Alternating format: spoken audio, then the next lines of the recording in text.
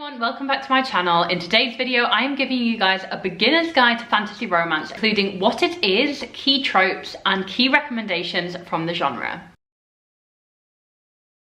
So if you're new to my channel, I love fantasy romance. I make a lot of videos about fantasy romance. I love the fantasy and romance genres, and fantasy romance is obviously a subgenre of the two, which I am obsessed with. So I would recommend watching this video first if you have never read this genre or you're intrigued, or if you're a seasoned fantasy romance fan and you want to delve a bit deeper, then this video is for you. So get yourself a drink. I have an iced latte on this beautiful sunny day in London, and we're gonna get spicy. We're gonna talk about fantasy romance, my favorite subgenre, and I'm so excited to get started. Okay, so let's kick this off. We are wasting no time.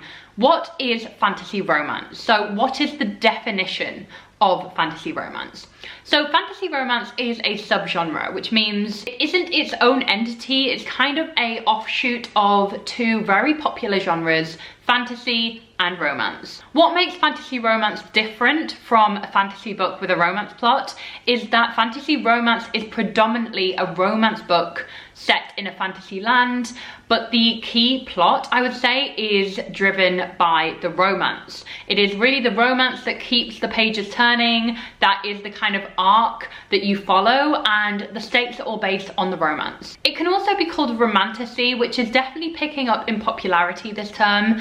I am seeing it all over kind of like Amazon subtitles and descriptions, and you know, romantasy is something that, especially in the UK, I feel like we're using a lot.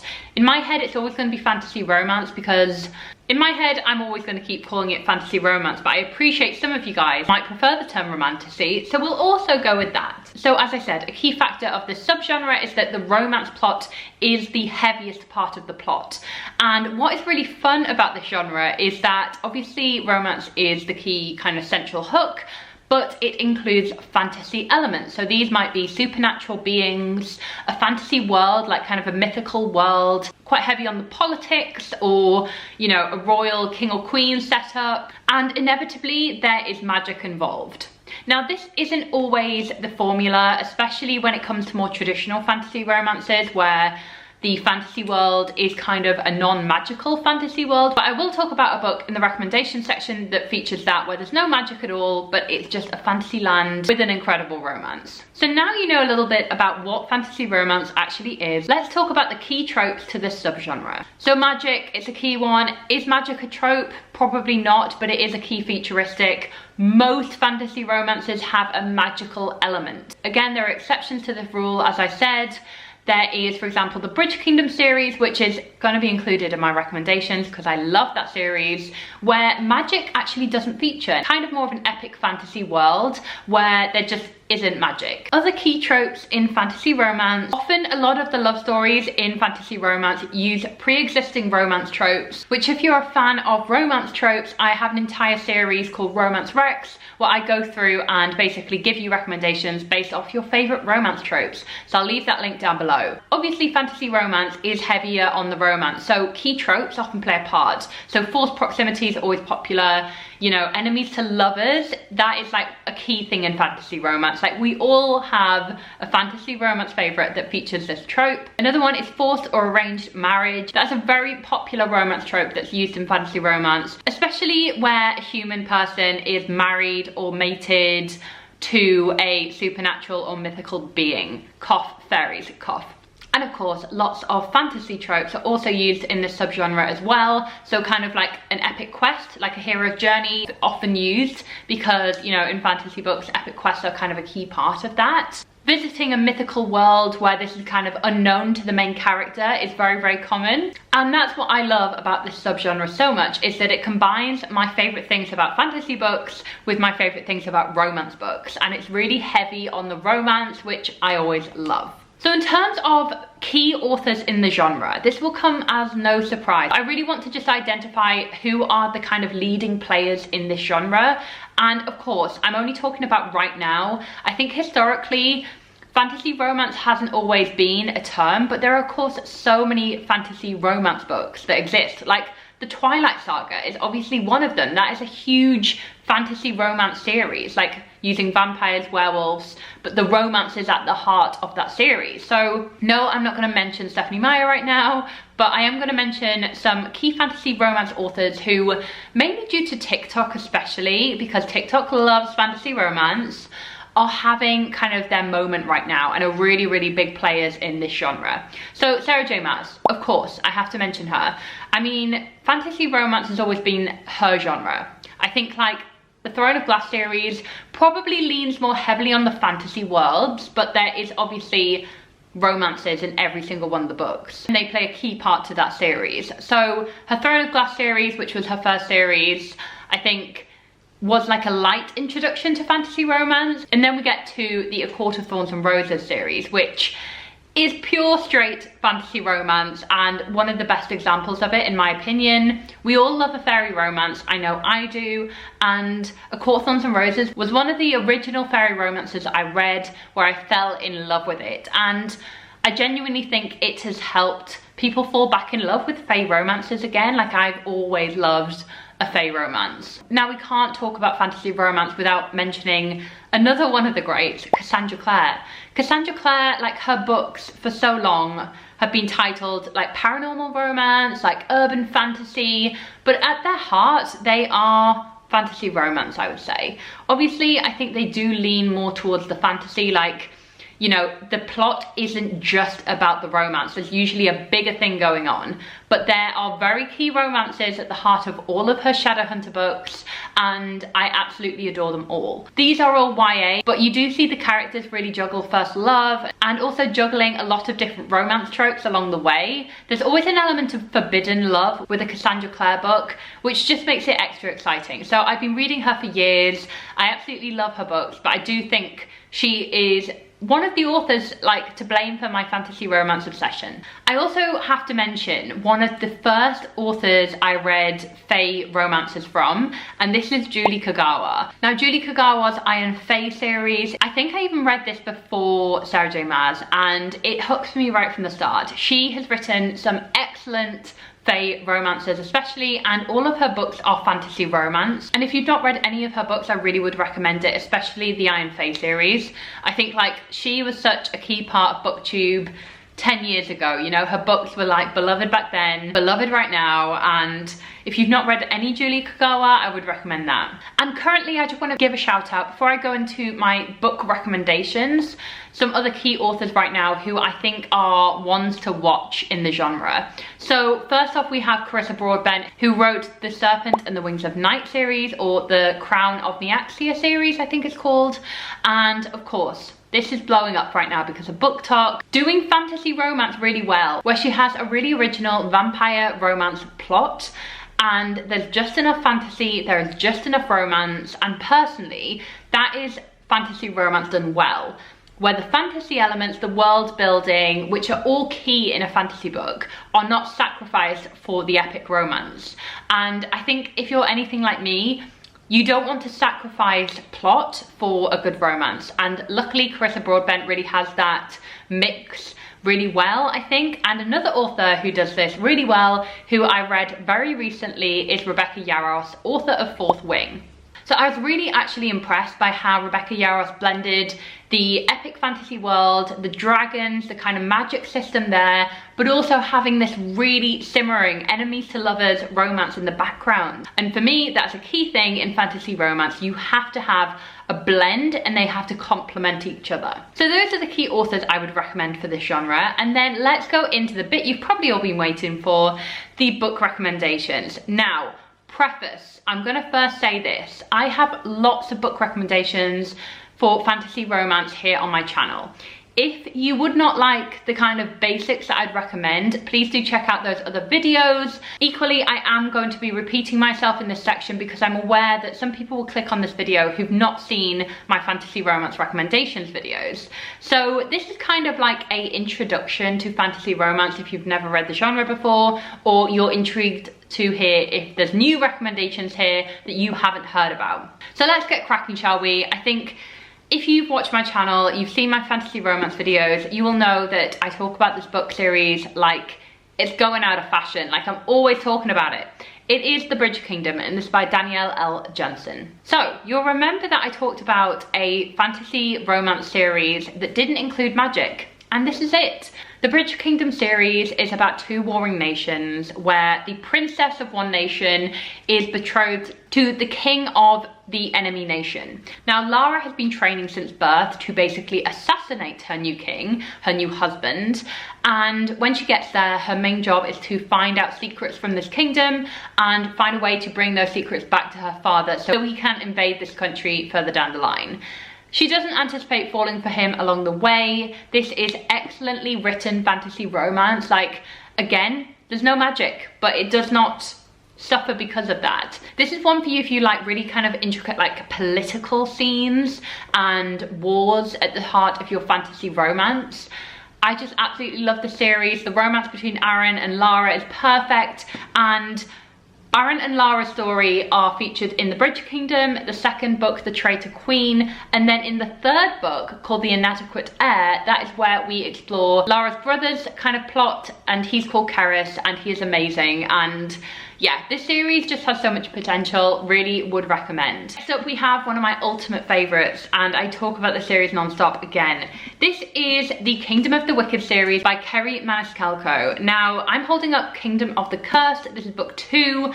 I don't have like a proper hardback of the first book because I read a proof copy of it, but Kingdom of the Wicked is the first book, and then Kingdom of the Cursed, and then Kingdom of the Feared is the final book in the trilogy. So this series actually started off as a YA series and then got bumped up to adult. Because the spice factor, let's just say, it gets steamy up in here. So this is a book set in historic Italy. We're not really given a time period, but it feels very kind of like 17th, 18th centuries to me. And it follows a witch called Amelia. Now, Amelia's sister has been brutally murdered, and she sets herself out on a quest to find out who killed her beloved twin sister. Now, as a witch, she is taught from a very young age, never trust a prince of hell. The princes of hell are deceptive, they are not to be trusted, and they hate witches, and their one goal is to bring them down. So Amelia, of course, is like, well, the only person who can help solve this mystery is a prince of hell. So she makes a deal with the Prince of Wrath, and they form this like strange alliance where they're trying to solve this mystery. And guys, the romance between Amelia and Wrath is just so perfect. Like, trust me, you will be obsessed with this fantasy romance series. Not only does it blend like that historic Italian setting, so it's very atmospheric, but obviously Amelia is a witch, she can do magic, really cool. And then of course, Wrath, our demon prince, we love him, we stan. The book series gets darker as it goes on. In terms of expanding beyond that Italian setting in the real world, we go into much darker depths, and we really kind of see just how expansive and dark this world is. So I really would recommend the series. It was purely delicious and steamy and perfect. Now, I've just read this book, and to say I was obsessed by the end of it is an understatement. Everyone's talking about it. It's Fourth Wing by Rebecca Yarros. Now, in my opinion, the hype is entirely justified. This book was all sorts of amazing. I found as I said, the blend between fantasy and the romance plot really, really well handled. This is an enemies to lovers romance. Basically, Fourth Wing is set at this very prestigious military college called Basgiath, and features Violet. Basically joins the Riders Quadrant, which is the most cutthroat of all of the parts of the college. This basically trains her up to ride a dragon in the war. Now, this is where she meets Xaden, who is one of the sons of the rebels who basically rebelled against the current kind of institution, the current government, and it ended very badly for his father. And he blames Violet because her mother is a general who basically was responsible for the death of his father. So this is very like political, there's like lots of kind of intrigue in that sense, but also the enemies to lovers dynamic that we've got going on there is excellent. And this does get very steamy if you want kind of a steamier romance. Like, the scenes at the end of this are perfect, Really good romance, I must say. And aside from that, I love the dragons. Now, the dragons can speak to their bonded riders. And if you bond with a dragon, then you can communicate with them. And the dragons are so grumpy and perfect. I love them. They have their own personalities, their own kind of characterization. They're a lot of fun. So I really would recommend this one if you're looking for a dragon-based fantasy romance with enemies to lovers. Now, it wouldn't be a recommendation section without just mentioning, and it's going to be a brief mention, A Court of Thorns and Roses series by Sarah J Maas. So you all will have heard of this series, if not because of book talk, then just over the years. Sarah J Maas is one of the most popular fantasy romance authors, as I mentioned. This book is just pure fairy goodness. It follows Feyre, who is a huntress, and she kills what she thinks is a wolf because obviously her family are hungry, they are starving, and she sees a wolf and she kills it. Turns out this wolf is actually a fae, part of the fairylands, and she is brought to the Spring Court and she meets Tamlin, who is the Lord of the Spring Court, and there she just has like the craziest adventure. And of course, romance features very heavily in this. This is probably the tamer of the books, and then as the series progresses, it gets a lot more involved in the romance side of things. But again, balances the fantasy with the romance so well, and just the fantasy world that Sarah J Maas created in this is perfect. Now, if you are looking for something that's not as complicated politically or in terms of the fantasy world, then I would really recommend the Married to Magic series by Elise Cover. Now, the first book is called A Deal with the Elf King, and basically each book in the series features a human person who is married to a supernatural being. So whether that's a fae, a siren, an elf, they're all in here. But the key thing about the series is they're all arranged or forced marriages, and that is just super, super fun. Like, it is one of my favorite tropes, and I think they're done really well in this fun fantasy romance series. I would say in terms of the steaminess factor, like, it's not as extreme as most of these books. There's perhaps one very kind of like brief, tasteful scene in each book, but they're not the spiciest if you are looking for something that's not really focused on the steamy scenes. This just has a lot of great romance in it without too complicated of a fantasy plotline. My next recommendation is a YA series, which I think if you are looking for something that isn't so spicy, is a bit more kind of like clean romance, this will do the job. So this is the Once Upon a Broken Heart series by Stephanie Garber, and this starts with Once Upon a Broken Heart, and then the second book in the series is called The Ballad of Never After.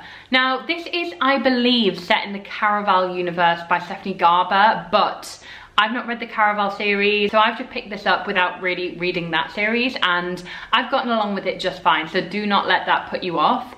This is set in a beautiful, magical world. The thing I love most about this fantasy romance series is the magic, like the fantastical elements of this. There's also something purely like romantic about this series. The romance is also really slow burn. So it is about a girl called Evangeline Fox who ends up in this magical kingdom, I guess, called the Magnificent North. And there she strikes a deal to get over her broken heart. So the love of her life has ended up betrothed to someone else, and she basically makes a deal with the Prince of Hearts, who is a guy called Jax, who will come up a lot in the series and is one of the kind of core love interests, I would say. But he offers to mend her broken heart if she offers him 3 kisses with anyone of his choosing at a time of his choosing. So he could basically be like, go kiss this person, go kiss this person. So it's really fun in that respect. Like, it is a lot of fun, the series, and quite whimsical and like romantic. So if you're looking for something that's quite like heavy on the fantastical, whimsical elements, like, I really would recommend this fantasy romance series. So guys, that's it for all the recommendations of this video, and to wrap up the video in general, please do watch some more of my fantasy romance content. I have an entire playlist of videos where I talk about fantasy romance. So this is obviously a beloved subgenre for me, and I talk about it on this channel lots. If you enjoyed this video, why not click that subscribe button for a lot more fantasy romance content coming your way very, very soon. And do go on to watch more of my recommendations. I will leave them all linked down below, including the playlist. Thank you so much for watching this video. I really hope it's been helpful, it's been inspiring to you, for you to pick up a fantasy romance book. And do let me know your recommendations down in the comments below, because I'd love to hear them. Thank you so much for watching, and I'll see you very soon in my next one. Bye.